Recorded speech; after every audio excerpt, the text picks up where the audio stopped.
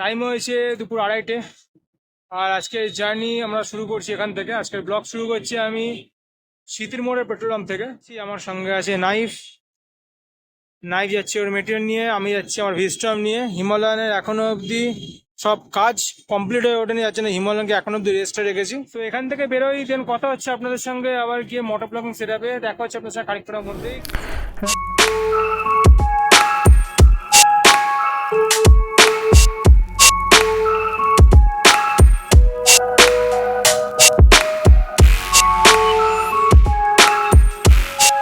Cross করলাম Dunlop.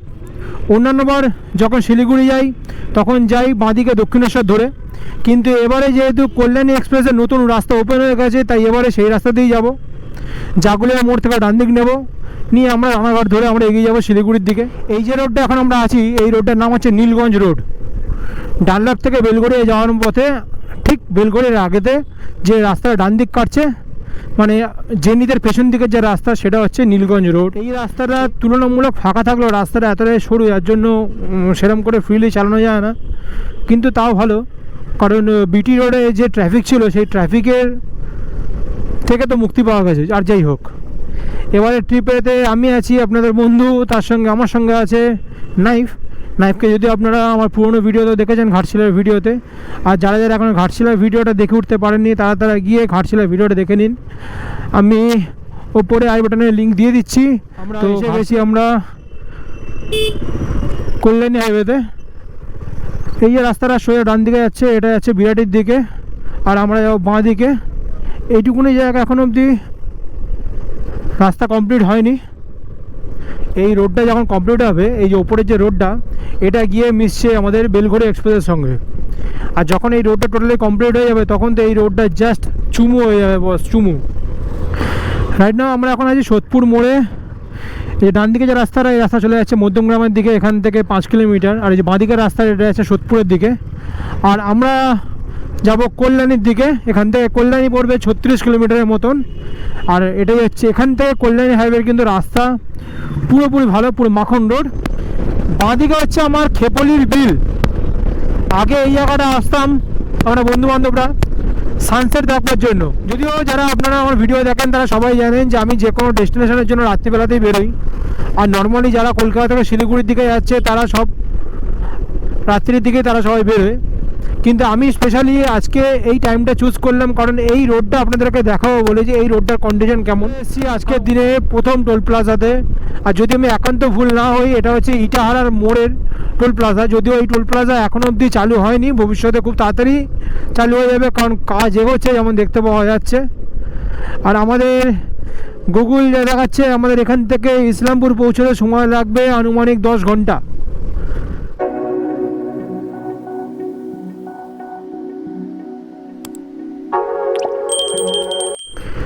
আমরা এখন এসে পৌঁছেছি কাঁচরাপাড়া হরিণঘাটা রোডে।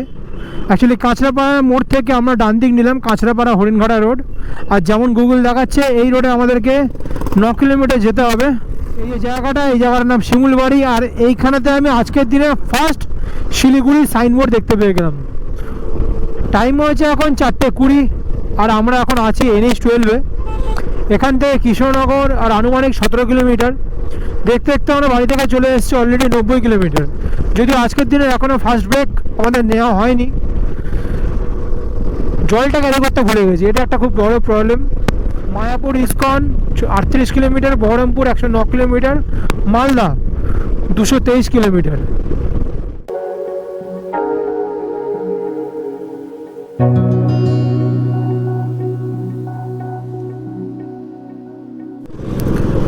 আর এই যে সেতুটার উপর দিয়ে আমরা এখন যাচ্ছি এটার নাম হচ্ছে দ্বিজেন্দ্র সেতু। আর আমরা ঠিক করেছি আমরা এরপরে গিয়ে দাঁড়াবো পাপ্পুদা ধাবাতে। রাইট নাও টাইম হয়েছে এখন 5:11, আর আমি দাঁড়িয়েছিলাম এরকম একটা আমবাগানে, জাস্ট কৃষ্ণনগর ক্রস করে আমি দাঁড়িয়েছিলাম একটা আমবাগানের এখানে হেলমেটের ভাইজারটা চেঞ্জ করলাম। পাপ্পুদা ধাবা দেখাচ্ছে মোটামুটি পড়বে আমাদের 1 ঘন্টা 10-15 মিনিটের মতন। তাই আমরা ঠিক করলাম আমরা এরপরে নেক্সট হল পাপ্পুদা ধাবাতে গিয়েই নেব। রাইট নাও আমরা এখন এসে পড়েছি বেলদাতে, আর এই হচ্ছে বেলদা সেই বিখ্যাত ট্রাফিক।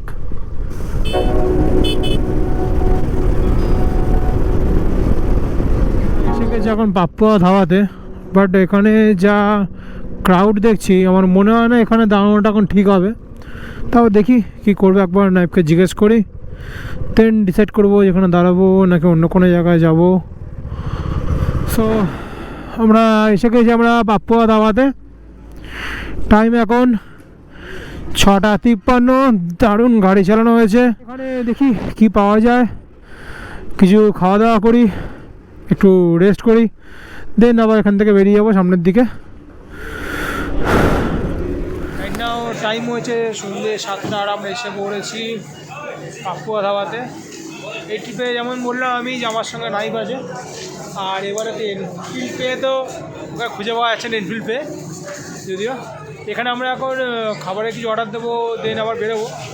আজকে কোথায় থাকবো এখনও ঠিক করিনি, সেটা গাড়িতে উঠে আপনাদেরকে জানাবো যে কোথায় থাকছি না থাকছি। দেখা যাক, এখানে এখন নাইফ দেখছি কী খাবার পাওয়া যায়। আমরা এখানে আজকে বলতে গেলে ফার্স্ট ব্রেক নিলাম, বাড়ি থেকে অ্যাপ্রক্স 7 কিলোমিটারের মতো চলে এসেছি। এখনও যেতে হবে 250 কিলোমিটারের মতন, জানি না হয়তো শিলিগুড়ি থেকেও বেরিয়ে যাবো, কিছু ঠিক করিনি এখনও অবধি। প্রচণ্ড ক্রাউড এখানে, খাওয়া দাওয়া করে দিন বেরোই। এদিকে আমাদের আলু পাওয়াটা এসে গেছে, আমরা আপাতত অর্ডার দিয়েছিলাম আলু পাওয়াটা। দেন দেখি আর কি অর্ডার দিই না দিই। এখানে সবাই এখন ফটোশ্যুটে ব্যস্ত। টাইম হয়েছে এখন 7:58। আমরা 7টার সময় এখানে ঢুকেছিলাম, 1 ঘন্টা দাঁড়ালাম পাপ্পুয়া ধাবাতে। ওখানে নাইফ রেডি, এখানে আমিও রেডি। এখানে আমরা খেলাম চা, কোল্ড ড্রিঙ্কস, জল, তার সঙ্গে নিলাম আলুর রুটি। সব মিলিয়ে বিল হলো আমাদের এখানে 200 টাকা, রিজনেবল প্রাইস। ফুড কোয়ালিটিও খুব ভালো, যদি আমি আগেও খেয়েছি এখানে, আমি জানি এখানকার ফুড কোয়ালিটি ভালো, তাই একদম কলকাতা থেকে শুরু করে কোথাও ব্রেক না নিয়ে এখানেই এসে ব্রেক নিলাম। আমার ফুয়েল আপ কমপ্লিট, আর এখান থেকে আমি তেল ভরালাম 580 টাকার। তাই যারা যারা মনে করছেন ভিস্ট্রম নিয়ে কলকাতা থেকে এখানে আসবেন, তারা কিন্তু অ্যাপ্রক্সিমেটলি হিসাব করলে বুঝতে পেরে যাবেন যে কলকাতা থেকে দার্জিলিং আসতে কত টাকার তেল পুড়তে পারে। আগের বারে ভরেছিলাম 540 টাকার তেল, এবারে ভরালাম 580 টাকার তেল। রাইট না আমরা এখন আছি নবগ্রামে। এই যে বাঁদিকের রাস্তাটা, বাঁদিকে দিয়ে চলে গেলে পড়ে যাবে নবগ্রাম। আর এখান থেকে ফারাক্কা হচ্ছে 80 কিলোমিটার, যা পৌঁছতে সময় লাগবে আনুমানিক 1.5 ঘন্টার মতন। টাইম হয়েছে এখন রাত্রি 9:30 আর আমরা এসে পৌঁছে গেছি ফারাক্কাতে। ফারাক্কার এখানে আমি দাঁড়িয়ে আছি হোটেল অভিনন্দনে। এই হোটেলটা আমি বরাবরই দাঁড়াই, যারা পুরোনো ব্লগ দেখেন আমার তারা জানেন আমি এই হোটেলটা বরাবরই দাঁড়াই। আর এখানে নাইফের প্রচণ্ড ঠান্ডা লাগছে, তো নাইফ এখানে এখন জ্যাকেট বার করছে একবার, তার সঙ্গে গেঞ্জি বার করছে। এখন দেখা যাক কী পড়বে, হয়তো সোয়েটার পরে নেবে লাস্ট অফ অল। টাইম হয়েছে এখন 10:10। রাইট নাও আমরা এখন আছি ফারাক্কা ব্রিজে। ফারাক্কা ঢোকবাটা কিছুটা রাস্তা খারাপ আছে যদিও, আর ফারাক্কা ব্রিজের ওপরের অবস্থা খুব একটা ভালো না। কিন্তু একটা জিনিস কি, এখন ফারাক্কাটা পুরোপুরি ফাঁকা ফারাক্কা ব্রিজ, যার জন্য কোনো ট্রাফিক আমরা পাচ্ছি না। তাই আস্তে আস্তে সামনের দিকে এগিয়ে যাচ্ছি। এখানে দাঁড়িয়েছিলাম একটু চা খাওয়ার জন্য।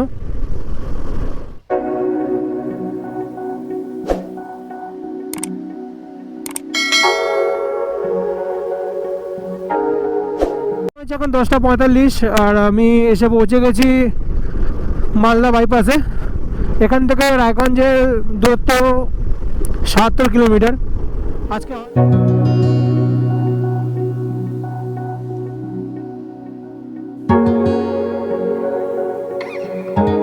এই বাঁদিক দিয়ে চলে গেলে কিন্তু মালদা টাউনের মধ্যে আপনারা ঢুকে যাবেন। আর এই মালদা টাউন যতবারই ক্রস করেছি প্রচণ্ড কুয়াশা পেয়েছি। এবার রাত্রে হয়েছিলাম কুয়াশা পাবো না, কিন্তু একটু আগে প্রচণ্ড কুয়াশা ছিল রাস্তায়। এখন যদি কুয়াশাটা সেরকম নেই। এই জায়গাটা পুরো ভৌতিক মনে হচ্ছে, ভৌতিক, কারণ ধোঁয়া না কুয়াশা কেউ বুঝতে পারবে না। সামনে পুরোপুরি মানে সামনে কিছুই দেখতে পাওয়া যাচ্ছে না বলতে গেলে। রাইট না আমরা এখন আছি পরদেশি ধাবার সামনে। এখানে এক দমদমে একজনের সঙ্গে আলাপ হয়ে গেল, তারাও যাবে। তো এখানে আমি আর নাইফ তাদের জন্য ওয়েট করছি, তারা তেল ভরতে গেছে, তেল ভরুক আসুক। দেন আমরা ঠিক করলাম যে একসঙ্গে আস্তে আস্তে এগোতে থাকি যতদূর যাওয়া যায়। এই জায়গাটা দেখুন, ও কি অসাধারণ লাগছে। কিচ্ছু ভিজিবিলিটি পুরোপুরি জিরো, ভিজিবিলিটি পুরোপুরি জিরো, দারুণ লাগছে। আমি খুব এনজয় করি অ্যাকচুয়ালি আমি খুব এনজয় করি এই ধরনের কুয়াশার মধ্যে বাইক চালানোকে। জানি একটু রিস্কি, কিন্তু আমি খুব এনজয় করি। রাইট নাও আমি এখন আছি ঘাকশোলে। টাইম হয়েছে 11:30। মালদা থেকে 20 কিলোমিটার এগিয়ে এসেছি আমরা এখন। আর এখানে তেল ভরালাম 540 টাকার। আপাতত যা মনে হচ্ছে এই তেলেতে আমি এবারে শিলিগুড়ি পৌঁছে যাব, আর হয়তো তেল লাগবে না। পৌঁছে গেছি আমরা রায়গঞ্জ টোলেতে। ফারাক্কা রায়গঞ্জ টোল। আজকের দিনে কত নম্বর টোল প্লাজা সেটা জানি না, আলাপ হয়ে গেছে। তাও একবার নামটা আগে বলে দিও। আমার নাম সৌভিক। সৌভিক, শুভ, আর তোমার নাম? সায়নী। তো ওরা দুজনেই থাকে দমদমে। সো এখান থেকে যখন আমরা ঠিক করলাম যে শিলিগুড়ি যাবো, তাই দাঁড়িয়ে দাঁড়িয়ে যাই, কারণ শিলিগুড়িতে যদি একটা না বেরোই তাহলে 4টার সময় পৌঁছবো, গিয়ে কোনো লাভ নেই। তাই একটু ব্রেক নিতে নিতেই যাই। ভাই নিয়ে এসছে এখানে রনিন। তো চলুন এখানে চা খাই, দেন দেখা হচ্ছে আবার খানিকক্ষণের মধ্যে।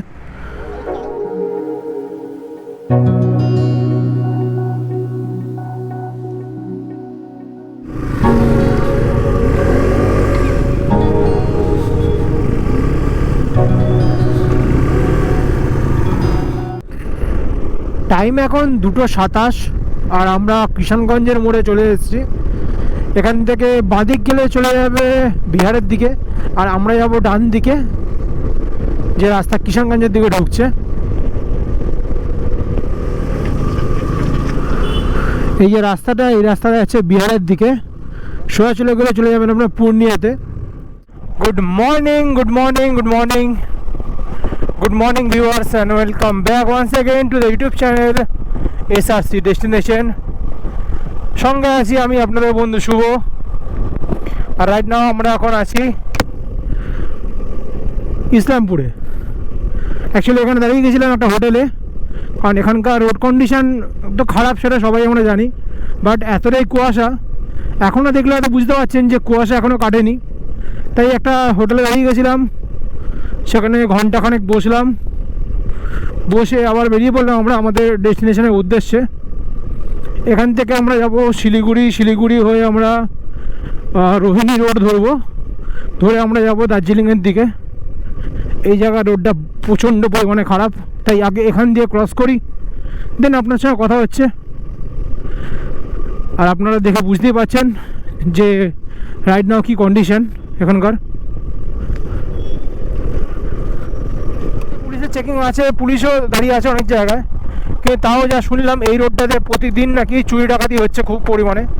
তাই যারা মনে করছেন নাইট রাইড করে, মানে নাইট ড্রাইভ করে শিলিগুড়ি ঢুকবেন, তারা একটু এই জায়গাটা অ্যাভয়েড করবেন রাত্রের দিকে। এখন আছি 3 মাইলের সামনে। তোমার পেছনে হচ্ছে 3 মাইল টি গার্ডেন, দেখতেই পাচ্ছেন টি গার্ডেন। সেখান থেকে বাকি আর 50 কিলোমিটারের মতন শিলিগুড়ি। টাইম হচ্ছে এখন 6:35 আর আমরা আবার এখান থেকে আমাদের জার্নি শুরু করলাম। এখানে দাঁড়িয়েছিলাম খানিকক্ষণ ছবি টবি তোলবার জন্য, একটু সবাই একটু নিজেকেও একটু ওয়ার্ম আপ করে নিল, কারণ সবারই একটুখানি ঘুম ঘুম আসছিল। যদিও কেন জানি না, কিন্তু এবারে আমার আসেনি ঘুমটা, নর্মালি আমারই বেশি ঘুম আসে। এই যে রাস্তাটা, এই রাস্তাটার বাদিকে কিন্তু খুব সুন্দর সুন্দর টি গার্ডেনও কিন্তু পড়ে। আর এখান থেকে দার্জিলিং এখনও 124 কিলোমিটার দেখাচ্ছে। যারা শিলিগুড়ি আসেন তারা সবাই জানেন যে শিলিগুড়িতে ঢুকবার আগে এই যে 50 কিলোমিটার রাস্তাটা অসাধারণ রাস্তা, আর এই রাস্তাটার উন্নতি কোনোদিনই হবে না। এখানে এত সুন্দর সুন্দর পটহোল হয়ে আছে যে যদি আপনারা মনে করেন কোন মানুষের কবর দিয়েও চলে যেতে পারবেন। আমরা মাটিগাড়া রোড থেকে নিলাম লেফট টার্ন, আর এসে পৌঁছলাম আমরা মাটিগাড়া কার্শিয়াং রোডে। এখান থেকে কার্শিয়াং হচ্ছে 31 কিলোমিটার, পঙ্কিবাড়ি হচ্ছে 20 কিলোমিটার। সো আমরা যাচ্ছি এখন কার্শিয়াংয়ের দিকে। আমার বাঁ দিকে হচ্ছে শিমুলবাড়ি টি স্টেট, আর ডান দিকে হয়তো ক্যামেরা দেখা যাচ্ছে না, কিন্তু পাহাড় অলরেডি হাতছানি দিতে শুরু করে দিয়েছে।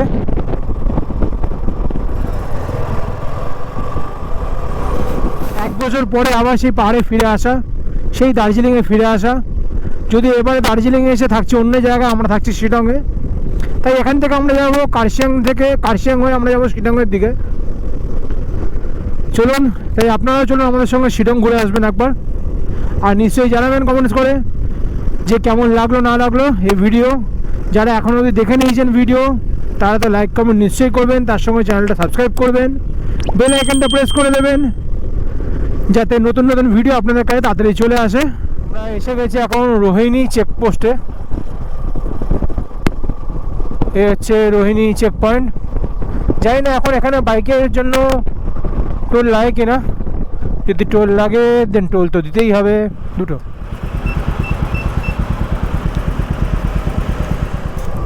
সো এখানে আমাদের নিল 10 টাকা করে বাইকের জন্য টোল, আর আমরা টোল দিয়ে উঠে পড়লাম পাহাড়ি রাস্তাতে। আর সকাল সকাল আজকের দিনের প্রথম ওয়াটারফল রোহিণী ওয়াটারফল। এখানে একটা ক্যাফে আছে, যদি কেউ মনে করেন এখানে টাইম স্পেন্ড করবেন তাহলে কিন্তু এই রোহিণী ওয়াটারফলে এসেও কিন্তু টাইম স্পেন্ড করতে পারেন ক্যাফেতে বসে। অনেক অপেক্ষার পরে ফিরে এলাম দার্জিলিংয়ের সেই পাহাড়ি রাস্তায়, যে রাস্তা বরাবরই বাঙালির মন কাড়ে। আর আমরা যে রাস্তাটা দিয়ে এখন দার্জিলিং থেকে যাচ্ছি সেটা হচ্ছে রোহিণী রোড, যে রোডটা কার্শিয়াং হয়ে দার্জিলিং থেকে যাবে। আমাদের ডেস্টিনেশন যদিও শিটং, কিন্তু শিটংয়ে আমরা ম্যাপ আমরা লাগাই না, কার্শিয়াংয়ে পৌঁছই। কার্শিয়াংয়ের ভিউ পয়েন্টটা দাঁড়িয়ে আমরা ওখান থেকে শিটংয়ের ম্যাপ লাগাবো। এই রাস্তাটা যদিও ঢালটা বেশি, কিন্তু তাও একটা রাস্তাতে যাবো একটা রাস্তাতে আসবো, সেইভাবে এই রাস্তাতে যাওয়া।